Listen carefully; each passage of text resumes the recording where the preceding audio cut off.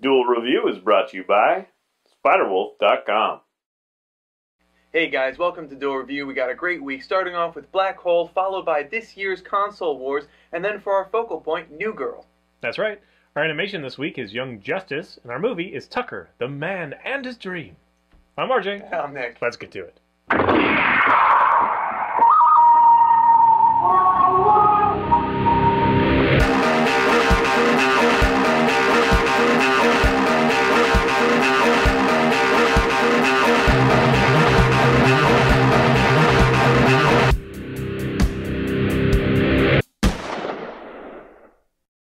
Hey everybody, today is the 8th of July, and we're taking a look at Black Hole, the comic. That's right. This comic came out in 1995, originally published, the first couple of issues by Kitchen Sink Press, who was known for doing a lot of indie comics, including The Crow, which is I'm a huge fan of.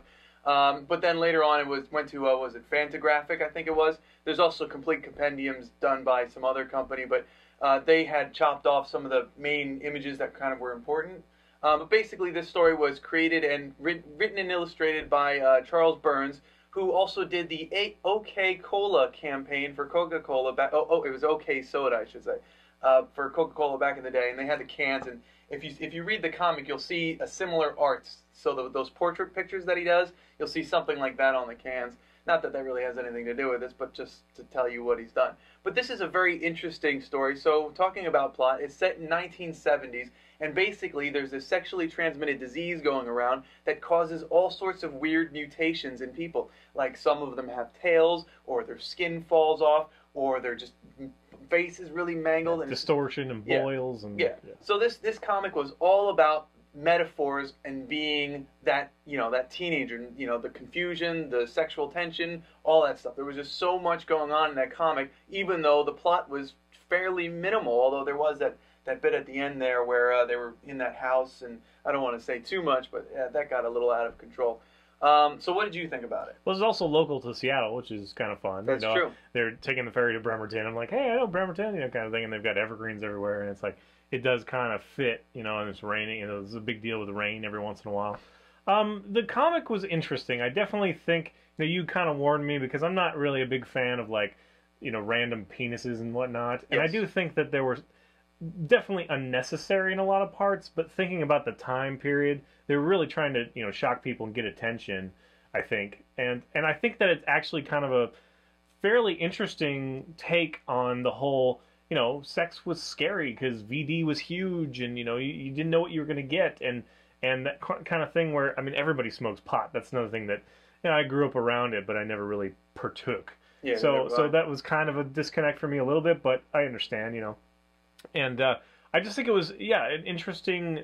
It's like, oh well, this is kind of what it was like in the teenager mind. I kept thinking about, I wonder how old he was when he wrote this, because it feels very much, even though they do say things like "you'll never understand me" and stuff like that are just like cliche teen angst or missing whatever. Right. It did make me feel like, wow, this is what it was like to be a teen. Everything was a little bit heightened. Your love was your love of your life, kind of thing. And so I did enjoy this ride overall, for sure. And it was interesting that they had kind of that overlapping of stories. I didn't like that the two main guys, he had hair on his chin, one guy. Yes. But otherwise they had the exact same haircut, and it was hard for me every once in a while to be like, wait, which one? Because they do that thing where they jump, even in the same page, they'll jump in time, or they'll jump to a new person. Right. Not very often, but when it did happen, it took me just a second. But overall, I found it very interesting and fairly engaging. I read it all the way through. So I guess the art style is not necessarily my favorite. It reminds me of things like Super Jail nowadays, kind of thing. Yeah. I don't. It's not huge to me, but it doesn't really take me out of it. I do think that seeing the little price of like $3.50 or whatever, I was like, wow, that's kind of a lot for this black and white comic back in the day, especially. Yeah. But indie comics weren't as well distributed back then. You could do the digital version or whatever, and so they had to charge a little bit more. So it was interesting also, again, to see that it was in Seattle and it kind of connected that way. And I don't know, I did have fun. I definitely did have fun. I did kind of see some of it coming, because there's this kind of twist near the end of one character's not what you thought he was or whatever, but I worked it out, but not the way it happened necessarily, but I knew that there was something else going on. Yeah. With him. So, or her, maybe. I don't know. Anyway, so I don't know what else to say about this. You're the one that brought it to my attention. So what about you? What do you think? Well, as I said, when I was reading this, I felt all those things that I felt when I was a teenager. Like when I was 16, I had my first girlfriend. We were having sex for the first time. There was all this kind of awkwardness involved with it. Like that in the comic, there's a scene where the guy's having sex with a girl with her tail, and that even though obviously I've never had sex with a girl with a tail, but the awkwardness of it just felt it was there. I felt it. It reminded me of the awkwardness that I felt as a young man or young boy doing these things. Plus, the social acceptance that you're kind of struggling with, being an outcast, feeling like you could just run away from everything because you can't deal with things. There was just so much going on that I totally got, because that's how I felt when I was that old. So this to me is just a wonderful book. I wish that there was a little less drug use and a little less nudity, because they show male genitalia, they show female genitalia, they show. Well, I mean, at least they're equal opportunity. Yes, yes. I did appreciate that, but yeah, there were some times where it's like, really? I mean, we know they're having sex. Why do we need to see the cleft of the vagina all hairy, and it's like, I don't, whatever. Well, see, the funny thing about that was, and the biggest thing is this whole black hole. The one main character is just constantly seeing black holes everywhere. Like things are getting sucked in, things are changing. He's having weird dreams. The whole thing is very bizarre in that it feels like a dream sequence at times, and you're just kind of left doing that. So whenever they would show the vagina, you immediately thought of black holes and him slipping into these things. And me being a man, I could totally relate to that, because a woman's body is kind of, when you were that young, nothing ever leaves. Well, yeah. Well, you didn't really understand it. You didn't understand. Cross-dimensional. I get it. It is cross-dimensional, especially sex can have that connotation of being in a different dimension. I wonder how much it's because it was well written, or how much it just speaks to our generation. That's also what I wonder. That's a very good question, because this came out in 1995. So in '95, I would have been what? I would have been young. I would have been like 12 or something like that. So it wouldn't be. I was older. Yes, you were. It would have been a few years later until I started exploring myself as a person, and sexually, I suppose I should say. So this comic to me just it totally was my childhood, or my becoming a man. I don't know how to say that. The adolescence to, So you lived in the woods, and well, it's funny. I mean, I've hitchhiked across country. That I've spent a lot of time in the woods, because there was a dam right across very close to where we were, so we were constantly in the woods, either fishing or catching turtles and frogs, and it was just our escape. So I did understand that, plus the awkwardness with the sex, as I said, the trying to be socially acceptable. There was just so much going on in this comic that I totally related to, and I appreciated that from it. So I think that this comic is one that you probably shouldn't miss, especially if you remember, I don't think it was that special. Again, I guess I didn't connect that way with it. I just it did make me feel a little nostalgic, but I didn't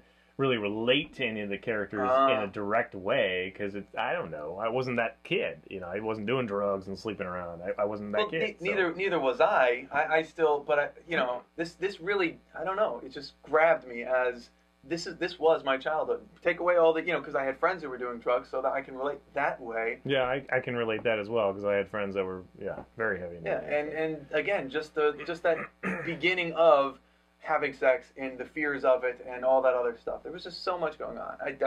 I think you should read it. I think it's up there. Okay. Well, I don't know. It's okay. I think that if it does sound interesting to you, then you probably will enjoy it. And I was prepared for kind of the worst, because you were like, I don't know if you'll like it. Those are like penises and stuff everywhere, and it's like, they're not really. I mean, there's like 4 times where they show. I mean, it's not that big of a deal.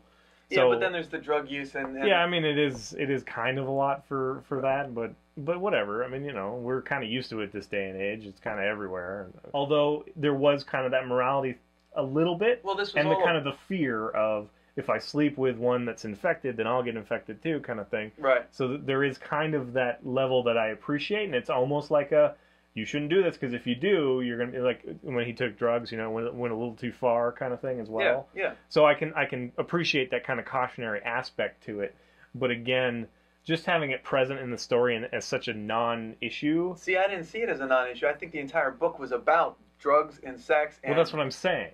Okay, I'm sorry. Non-issue as in it's there, and this is accepted normal for for teens to behave this way. Oh, no, see, what I'm saying is that even though the teens were doing it, the book was saying this is kind of not really a problem, but it's definitely something that I'm saying could be a problem, or that's what the book is saying. So to me, even though that they were doing it, it was a problem and it was being presented as one. Yeah, just maybe not as strongly as I thought. I mean, or that I think it should. I don't know. Okay. Because I'm not really into that. So it's not something that I want to see again and present in every book like it's not a big deal. Okay, I got So you. that's all. But it was a good read. So if you're interested, and I kind of am proud that it's hometown, fair kind of thing. So whatevs. Okay, I guess that's it then. I mean, I have nothing else to add. I think I've made my point. So yeah, I just say check it out. All right, guys. Thanks for watching. Please subscribe to our YouTube channel and follow our game labs. It's been a lot of fun. Yes, it has. And please leave comments. We love comments. And you can help support us by buying our wares at spiderwolf.com. That's right. T-shirts, the card game, art print, short stories, and more. Oh, and we're on Facebook now. So if you're on Facebook, you can find us and friend us and give us your support that way. I had a nice chat the other day with Raymond Schaefer, and we just talked about everything. So if I'm on, I'll talk to you. So. All right, and also I am releasing my card game on Kickstarter. You can go find it by searching for Fisk 37. We desperately need your support, so go check it out. Take a look if you like it. Share it. Pledge. We need your support.